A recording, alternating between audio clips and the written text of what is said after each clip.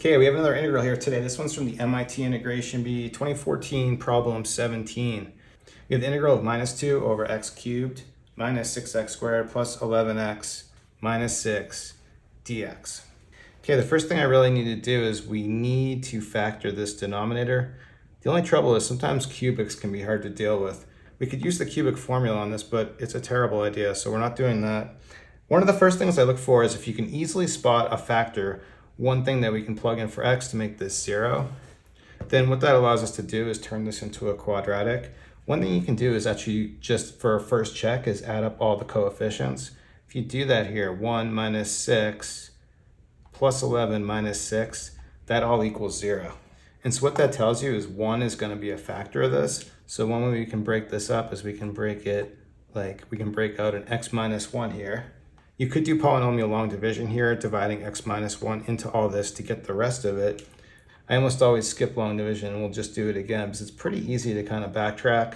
We know the first term has to be x squared here in order to get x cubed. We know the last term has to be a plus 6 in order to get a minus 6 here. So by multiplying here 6 times x, we have 6x. If we add 5x, we get to 11x. I can do that because minus 5x times minus 1 is going to be 5x. So this is going to work right here. But then this right here is also factorable, so we can break this down even further. We can bring along this x minus 1, but then for this I can actually factor it as x minus 2 times x minus 3. And then what we can do is we can just rewrite our whole integral, breaking up our denominator like this.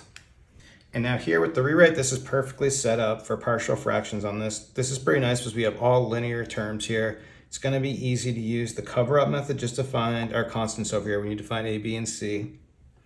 So to start with, what I'll do is we'll start with x minus 1. That's going to get me this a value right here. We want to plug in to make this 0. We plug in a 1 right here. So we'll use x equal 1. Cover it up and plug it all in. Plug it into these other values. When you do that, you're going to have 1 over here is going to be a minus 1. This is going to be a minus 2. Multiply that out, and you have 1/2 that we'll use here for our a value.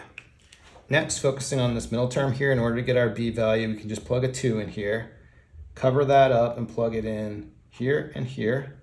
What's going to happen is you're going to have 1 here. This is going to be just a 1, and this is going to be a minus 1. Putting that together, our b value is going to be just minus 1. And now I'm just realizing I kind of forgot about this minus 2 value right here. It doesn't really matter, but it is going to affect our answer. So what I'll do is let's just bring the minus 2 out front, and we can multiply it back in later. That way I can keep going with what I'm doing. So now we just need our last one. We need our c value. So that's going to be this x minus 3. Plug in 3 here in order to make that 0. And then plug it in everywhere else. Doing that, we're going to have 1 over here. 3 minus 1 is 2. Here, this is just going to be a 1. And so our c value needs to be 1/2. And now that we have our constants all filled in over here, we're ready to integrate this. As I do it, I'm going to distribute this minus 2 back in. I probably would have just, if I didn't forget, I would have had the constants already in, but let's just distribute it back in as we do this. So for the first one, you distribute minus 2 to 1/2. We're going to have a minus 1.